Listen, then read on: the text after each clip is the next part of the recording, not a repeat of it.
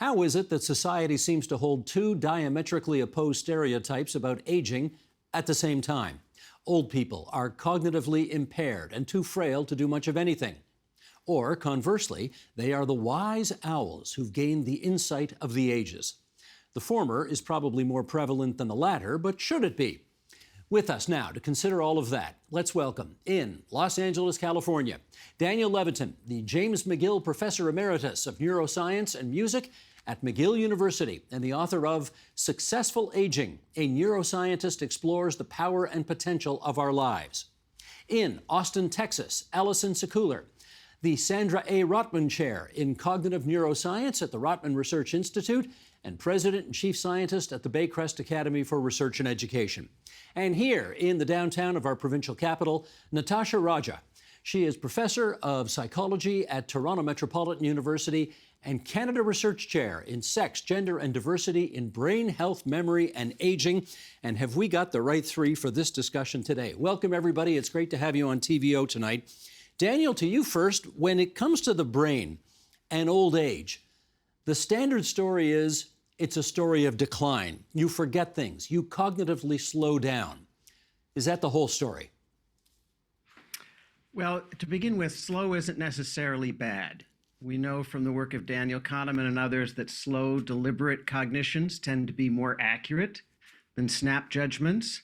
Another part of the story is that older adults show increases in impulse control.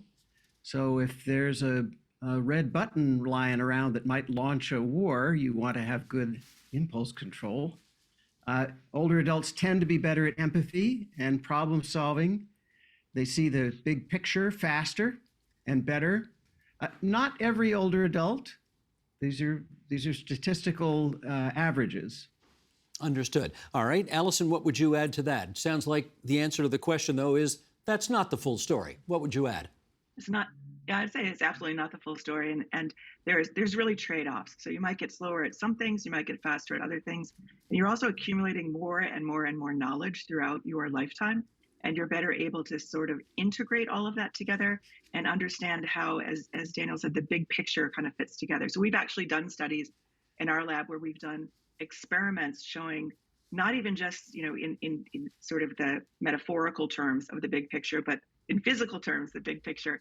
Sometimes older people can actually they don't actually see the fine details as well, but they can see the big picture better and they respond to that big picture faster. So it's definitely not just a story of a decline. And we also know that the older brain can rewire itself in some ways to compensate for weaknesses as we're getting older. So there's a lot of what's called plasticity in the brain. So as some parts might start to not work as well, other parts can take over. So it's not just an all or nothing headed toward decline story anymore. And we have talked to Norman Deutsch on this program about that very subject.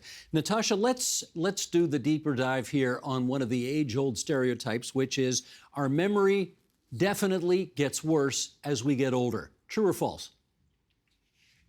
It depends, will be my answer, because memory is not this unified construct that people think of. There's many types of memory, many different types of memory systems and different brain regions that are implicated in our ability to form and do mnemonic tasks or memory tasks. So I think when people think that memory declines with age, what they're thinking about is episodic memory, a type of memory system that's dependent on the hippocampus and the frontal lobes, and our ability to recollect past experiences in rich detail. So, what did you have for breakfast yesterday or 3 days ago? Things like that. People, when they can't remember that, they're like, oh, my memory is declining. But that's not the only type of memory. Our memory for facts and knowledge actually might increase with age as we get more and more exposure in day-to-day life experiences.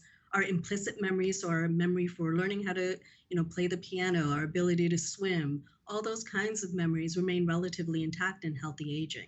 So it's not as though all forms of memory decline. Some types do decline, and they start to decline much earlier in midlife. So it's not an older adult only situation, and they're influenced by many factors such as stress, attention ability. So it's not necessarily a memory problem that you're seeing either. I'm going to come back to that notion of it doesn't only happen once you become a septuagenarian or octogenarian. It actually happens earlier. But following up actually from what you just said here, and Daniel, I'll go to you on this. If you're dealing with somebody who forgets a name or can't come up with a word, which is something, utterly universal, How much should we read into that in terms of whether it's representative of an overall cognitive decline? I think one of the things to recognize, I'm in the wonderful position of being a university professor, as you know, and so I see a new crop of 19 and 20-year-olds every year. And let me tell you, they have memory problems. They forget names, they forget where their classroom is, they lose their phones and their car keys. One of the things that is different is that if you're 20 and you lose your cell phone, the story you tell yourself is, well, I've got a lot on my plate, or I didn't get enough sleep last night, or I had too much to drink. When you're 75, the same thing happens, and the story is, oh my God, it's Alzheimer's. This is the end. Same behavior, different narrative. Let me read this. We're going to continue here with a quote from an article published by Harvard Medical School as it relates to what we've been discussing. And here we go. As we age, connections between distant brain areas strengthen.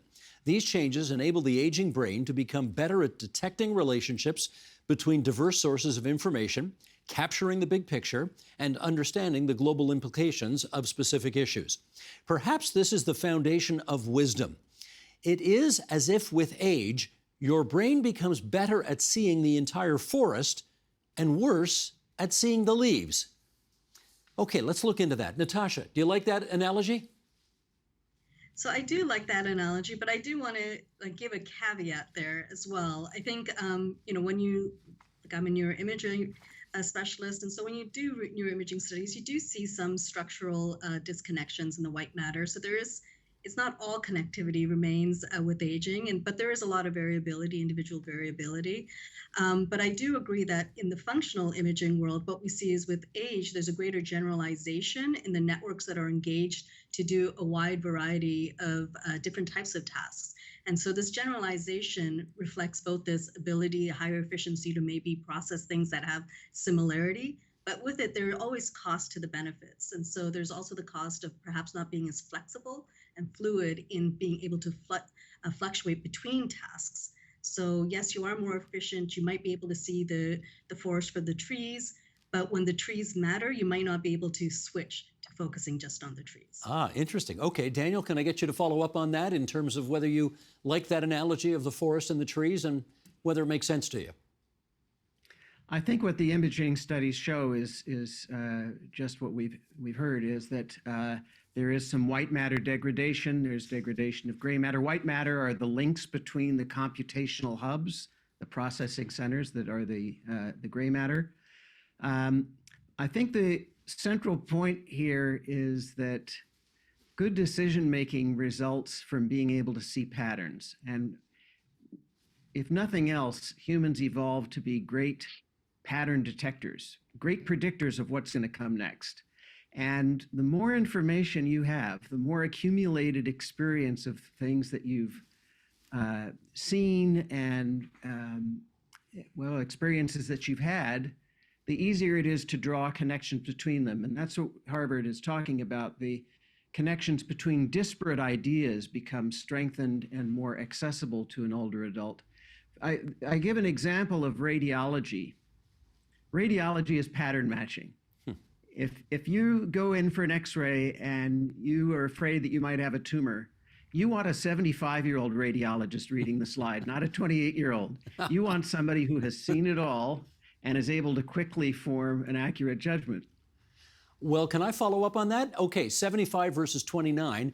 What would you rather have, though? 85 or 40?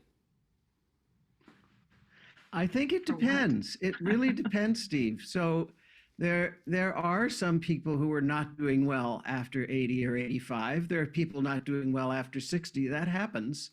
But I look to the models. The Dalai Lama, age 88, I met him when he was 84 and he had just published his 125th book. That's a picture of us together on the wall. Jane Goodall at 89, who is still carrying a very complicated and vigorous tour schedule, trying to recruit young adults to become more concerned about climate awareness. And look at David Suzuki at 87, still hosting The Nature of Things brilliantly, which he's done since 1979. I know you're all dying to have me ask you the question that you think I'm going to ask you, But I'm not going to ask that yet. I'm holding off on that question. We're going to get to some other things first. And maybe, you know what, Alison, maybe you want to bring your dad's example into this, maybe you don't. But what do you think your dad at 84 is better at now than he might have been at 28? My dad is actually a lot better at interacting with human beings than he was when he was younger, because he's learned, again, it's pattern recognition. You learn what it is that's going to help you interact with people in the right way to spark conversations. He has a lot of stories. He's always been funny. I think he's just getting funnier and funnier as he's going on. So you definitely want to take his class if you have a chance to. And, I think he's also become more creative. There's some, ideas around decreased inhibition and increased creativity that are floating around these days. And it is one of the things we think happens as you get older, is that some of the inhibitory mechanisms may be declining. But we also think that's one of the reasons that you can see the bigger picture better. And we think it may also be making people more creative. So, and I just have to tell a very quick story about David Suzuki, because we had him in our lab a couple of years ago, right before pandemic. And we were doing a test with him where normally what we see is if somebody is walking and talking at the same time, their walking slows down. So we tried to do this for the nature of things for special we were doing with him. And we said, okay, walk. And we saw how fast he was walking. And then we said, okay, now David, name as many animals as you can think of while you're walking. And he actually sped up. So it's definitely not the case that, aging is going to affect everybody in exactly the same way. Well, okay, I'm going to indulge the three of you here. Let's go here now, because, of course, not only is the upcoming presidential race in the United States the first rematch in a century, more than a century, between a current president and an ex-president, but it's also the oldest matchup in American history. And I guess, well, we know that the polls say that the vast majority of people think Joe Biden at age 81 today is too old to serve for another term. And we know that 62% rather, people think Donald Trump, who is 77, is also too old to have another go-round. It is true that Joe Biden from time to time can look somewhat frail, although he sure didn't at the State of the Union the other night. And Donald Trump from time to time can say the most nonsensical, disgraceful things. So the question I guess I want the three of you to tackle is, how old is too old to be president of the United States? Go ahead, Alison. So I just put my cards on the table. I'm a dual citizen, so I actually will be voting in the upcoming election. And I won't say, what way I vote, but there is no answer to that question. It really, as we've been hearing, it depends is the answer. There's so many individual differences. I would rather have, a 90-year-old, 110-year-old, if it's a certain person, than I would have a 45-year-old if it's somebody else. I'd rather have someone who's got experience as long as that particular person is still able to make the right kinds of decisions. And as Dan said before, sometimes being slow doesn't mean that your brain is slow. It just means that you're being thoughtful. And you've got a lot of information you're integrating. And you see this even in young kids. So young kids sometimes have different diagnoses of being slower to process information. But sometimes the people who are slowest to process information are actually the most intelligent, because they've got so much information in their heads that they're trying to integrate that it takes them a while to come up with the right answer. I would rather wait and come up with the right answer than not. So in looking at how old is too old, there is no answer. And I think the other thing to point out when people say that this is the oldest race is you have to look at age relative to life expectancy. Yeah. So we had early on a number of presidents in their 60s. That was pretty much the end of life back then. Now our life expectancy is a lot longer. So even if someone's in their 70s or 80s, they're not actually as old in the context of society as some of our presidents have been in the past. That's a great point. Everything is relative. Okay, Natasha, same to you. How old is too old to be president? So I like what Alison said. I think it really depends. There's a lot of individual variability. And I also think the person's disposition and their ability to rely on others and take in information from others and manage their emotions and behave not impulsively. Those are factors that are just as important as how quickly you are to react to things, and things like right? Things that we were talking about earlier about speed and intelligence. I think it really is about, can you consider others' opinions and take that into account and build off of your own richness of experience to make decisions that are sound and considerate. Does it seem to you that either one of these candidates can do that? No, never mind. That's a political science question. No, that's not a clinical question. Okay, Daniel, I should give you the last word on this. I don't want to assume that you're going to make it unanimous, but I got a feeling you are. I'd rather make it anonymous than unanimous. I believe that science, Steve, I believe that science exists as a public trust, and it should be apolitical. Science just is. It should be for everyone, for people of all political beliefs. So I don't really like the question, but how old is too old? But I would say that I think I'm a dual citizen also, many of us in the United States would like to see younger candidates. The system is sort of rigged towards incumbents. It's hard to get started when you're younger. It's hard to raise funds. And so we're stuck with what we have.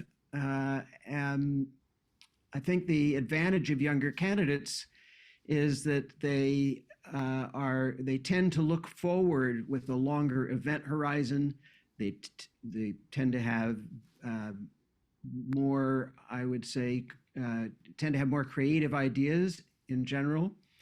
But I think another important factor in this particular election is ask yourself not who the commander-in-chief is going to be, and only that question, but what kind of team are they going to assemble? If they can assemble a team, a cabinet, and other advisors who are intelligent and compassionate and can solve problems and move the country in the direction you want it to move, that's the person to vote for, because we exist in a system where it's not an autocrat, it's a team.